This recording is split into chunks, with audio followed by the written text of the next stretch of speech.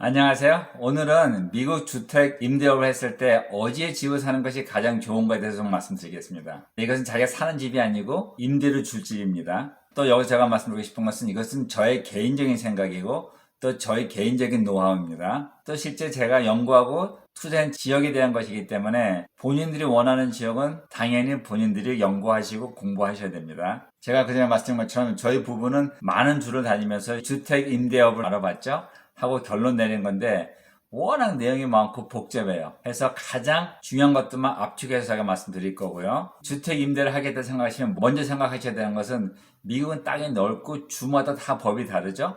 해서 먼저 알아봐야 되는 것이 이 주가 랜드로드 프렌들리냐 아니면 테넌트 프렌들리냐. 네, 이것이 무슨 말이냐면은 어떤 주는 집 주인 편에 서 있고요. 또 어떤 주는 임대인 편에 서 있습니다. 그래서 만약에 문제가 생겨서 코트로 갔을 때, 법원에 갔을 때 집주인들이 좀 더 편한 데가 있고 아니면 임대인들이 편한 데가 있습니다. 그래서 우리가 가장 먼저 알 수 있는 것은 eviction. 네, 제가 그전에 말씀드린 것처럼 eviction이라는 것은 임대인이 돈을 안 내요. 해서 이 사람을 법적으로 쫓겨내야 되는데 그 과정을 말하는 거죠. 그래서 예를 들면 버지니아 같은 경우는 landlord friendly, 집주인 편에 서 있죠. 그래서 보통 3개월 안에 다 쫓겨낼 수 있고 3개월 동안 임대비 안 낸 것도 임대인들의 가구를 실제 법적으로 붙잡고 돈을 낼 때까지 안 줄 수도 있습니다. 집 주인한테 좀 더 혜택이 있죠. 그런 반면에 어떤 주는 tenant friendly, 임대인들한테 더 덕을 많이 주죠. 해서 DC가 제일 심한데 이빅션 시키는데 사람은 내쫓는데 2년 걸립니다. 또 그 사이에 임대비도 못 받고요. 해서 이것을 꼭 보셔야 돼요. 아셔야 되는 것은 내가 들어가 살 집이 아니고 임대업을 해야 될 거기 때문에 이것은 내 사업장이죠. 1, 2년 하고 간둘 게 아니고 꾸준히 하실 거라고 하면은 내가 사업하는데 편한 지역을 찾는 것이 맞는 얘기입니다. 네, 아마 여기서 그럴 거예요. 그럼 어떻게 알아보지 하는데 간단해요. 그냥 구글에 가서 스테이트 이름 치고 랜로드 프렌들리냐 아니면 테넌트 프렌들리냐 치면 딱 나오고 이빅션 기간이 얼마나 걸리고 어떤 혜택이 있다는 것이 쭉 나옵니다. 조금만 공부하시면 돼요. 아니면 또 거꾸로 테넌트 프렌들리라 하고 테넌트가 어떤 혜택을 주는지 또 쭉 나와 있죠. 그래서 저가 말씀드릴 수 있는 것은 테넌트 프렌들리는 무조건 피하세요. 하지만 또 랜드 프렌들리도 주마다 혜택이 다르기 때문에 가능하면 자기가 사는 지역에서 가까운 곳에서 랜드 프렌들리 좋은 데를 찾으면 제일 좋습니다. 두 번째는 그 지역이 비즈니스 라이센스를 require 하느냐 안 하느냐가 상당히 중요해요. 실제 제가 투자한 자리는 페어팩스 쪽에서는 5채까지는 개인업으로 할 수 있습니다. 비즈니스 라이센스가 필요 없어요. 그래서 실제 제가 LLC까지 만들었지만 그거 사용 안 하고 개인업으로 하고 있어요. 또 이런 반면에 플로리다 같은 경우는 랜드로드 프렌들리고 다 좋은데 집 한 채만 해도 비즈니스 라이센스가 필요합니다. 자, 그러면 여기서 문제가 무엇이냐? 이 라이센스 비를 좀 내는 게 문제냐? 그것이 아닙니다. 더 큰 문제는 집 보험을 드는 겁니다. 실제 많은 분들이 이 사실을 몰라요. 제가 설명해주면 에이 설마 그래요. 근데 알아보고 나선 정말 그러네 하는데 LLC를 만들거나 비즈니스 라이센스가 있었을 때는 내가 가진 집을 임대 줄 때 개인업이 아니고 하나의 비즈니스 내놓기 때문에 집 보험을 샀을 때 그것을 비즈니스로 봐요. 어떤 비즈니스냐면 호텔이나 모텔로 보는 거죠.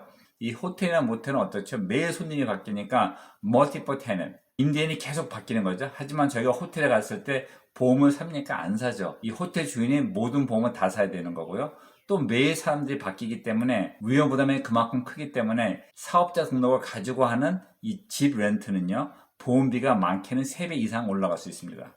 하지만 개인 집으로, 내 개인업으로 개인 집으로 보험을 들 때는 보통 집 보험 사는 것보다 더 싸죠. 왜냐면 landlord insurance, 집 주인 보험을 사면 돼요. 그리고 임대인은 tenant insurance, 임대인 보험을 따로 들게 돼 있죠. 해서 테넌트에 문제가 생겼으면 테넌트가 산 보험에 보호를 받고 그거 외에 집에 문제가 있는 것은 집주인 보험에서 보호를 받는 거죠. 해서 오히려 보험비가 더 싸집니다. 저희는 상당히 좋은 이름도 갖고 LLC 만들었지만 사용 안 하고 있고요. 또 여기서 보면 LLC다, Scorp이다, 아니면 Sole Proprietorship, 개인업이다. 이것에 어떤 것이 더 도움이 되는지 상당히 복잡하죠? 이것은 제가 다음에 한 번 더 묶어서 설명해 드릴게요.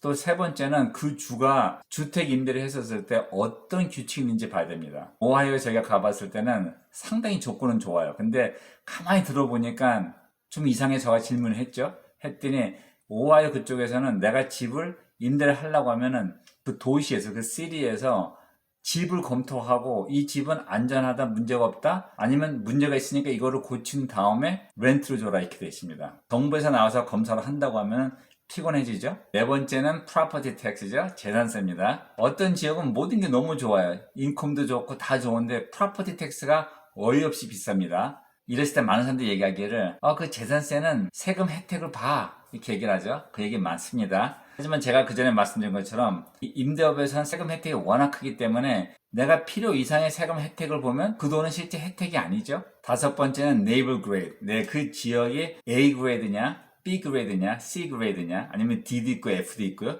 DF는 말할 필요도 없고 거기는 투자하면 아주 큰일 납니다.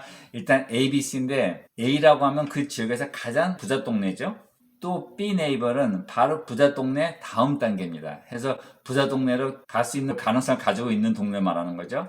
그 다음에 C 네이버는 약간 떨어지지만 아주 험한 동네는 아니고요. 사람들이 열심히 일해서 열심히 이 세금 내고 사는 동네를 말하는 겁니다. 네, 여기서 좀 헷갈릴 수가 있는데 제가 만약에 제가 살 집을 산다고 했을 때 아이들도 아직 어리고 돈이 있으면 A급이 좋겠죠? 왜냐면 집값도 잘 올라가고 아이들도 좋은 학교를 다니고 동네도 안전하고 큰 문제가 없죠. 이 A급은요. 집값이 올라가는 데는 가장 많이 올라갈 수 있어요. 실제로. 하지만 렌트를 줬을 때 내가 투자한 거 비해서 그렇게 인컴이 크지 않습니다. 그러면 B 네이버를 우리가 얘기해보면은 앞으로 A급까지 갈 수 있는 동네죠. 집값도 꽤 잘 올라가고요. 또 인컴도 괜찮습니다. 제가 집 4채를 샀다고 했는데 그 중에 하나는 A급에 있고요. 3채는 B급에 있습니다. 그래서 B급은 보통 출퇴근 거리가 가깝고 좋은 반면에 쾌적한 동네는 아니죠. appreciation, 집값 올라가는 거나 임대에 대한 소득이 둘 다 괜찮습니다. 그 다음에 C클래스는 제가 전에 말씀드린 것처럼 뭐 10몇만 불의 집을 사서 한 달에 1000불 이상 나올 수 있다 하는 이런 동네죠. 이런 동네 투자하면 집은 많이 살 수 있지만 문제가 집값이 별로 잘 안 올라가고요. 인컴은 좀 더 받을 수 있죠. 근데 여기에 문제는 내가 만약에 좋은 동네에 집을 4채 가진 거랑 이 C클래스의 집을 20채를 가졌어요. 했을 때 집에 문제가 생겼어요.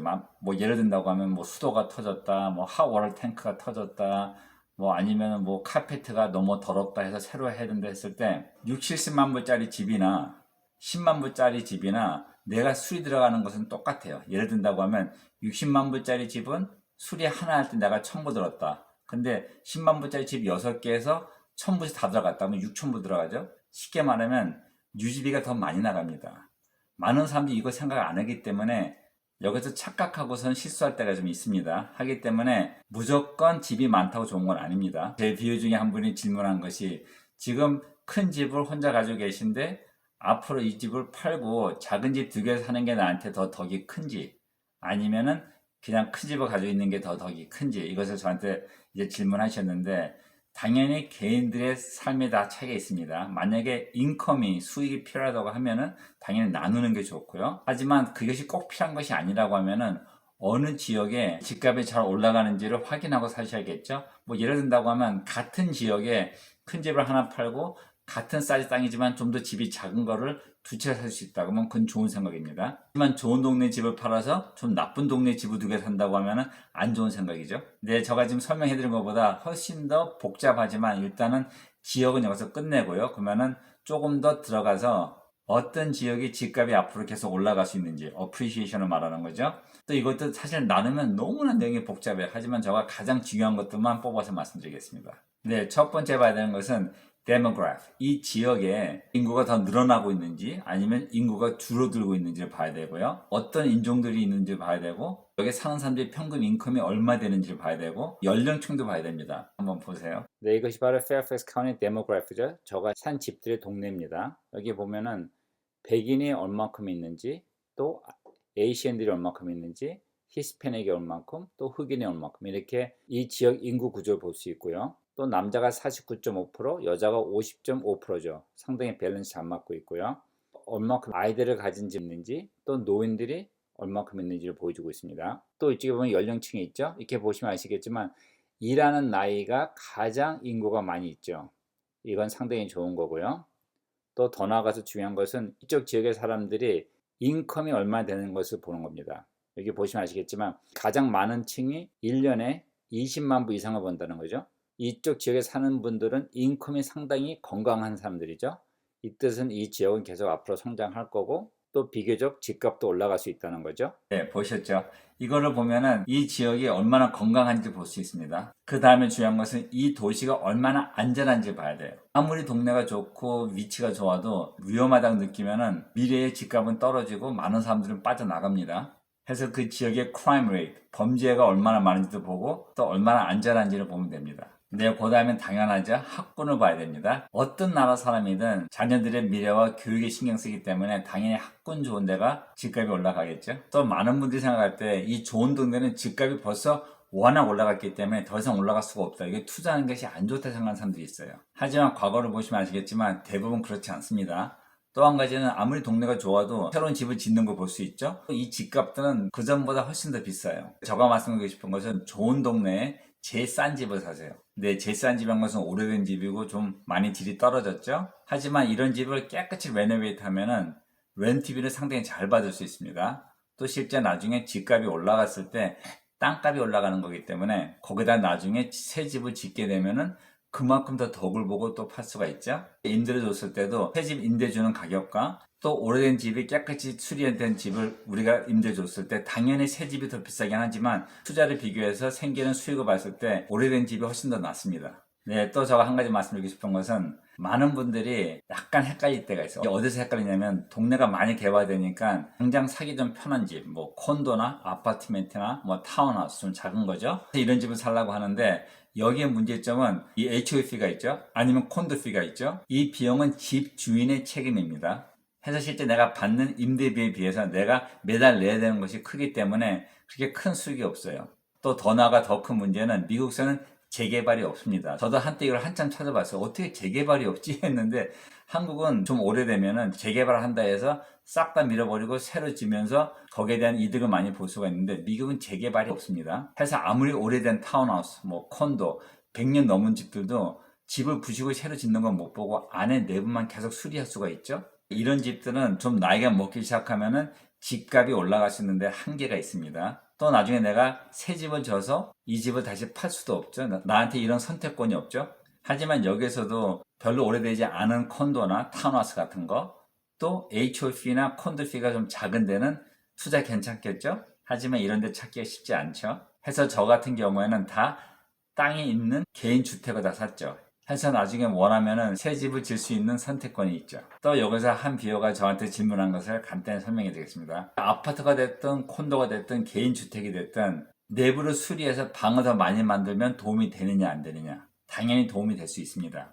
하지만 아셔야 되는 것은 그걸 하기 위해서 내가 투자하는 비용과 내가 더 받을 수 있는 임대비가 덕이 되는지 먼저 생각해 봐야 되고요. 더 중요한 것은 콘도면 콘도에서 허락을 하는지 먼저 확인해야 되고요. 또 콘도가 아니면 자기 개인주택에도 시에다가 신고를 해야 되는지 확인해야 됩니다. 내가 들어가 살 때는 내가 어떤 공사를 하고 수리했는지 사람들이 모르니까 문제가 안 돼요. 하지만 나중에 이 집을 팔라고 했을 때 이 집을 사러 온 사람이 에이전트랑 같이 오겠죠? 하고 또 공간의 사용 용도가 바뀐 걸 볼 수가 있고요. 또 구조가 바뀐 걸 볼 수 있죠. 그러면 에이전트들은 항상 먼저 물어보는 것이 허락 받았습니까? 하고 물어봐요. 허락을 받았으면 문제가 없죠. 허락을 안 받았는데 하면은 이 에이전트는 그것을 신고할 수 있죠. 이랬을 때는 거기에 대한 벌금을 내든지 아니면 다시 원상복귀 해야 됩니다. 해서 꼭 알아보시고 약간 의심이 되면 하지 마세요. 나중에 후회합니다. 저도 집을 샀을 때 이쪽 지역이 제가 그전에 말씀드린 것처럼 좋은 동네지만은 가장 오래된 집, 가장 싼 집이죠. 하지만 땅은 넓은 땅입니다. 또 많은 집들이 원래는 3bedroom, 1bedroom이었는데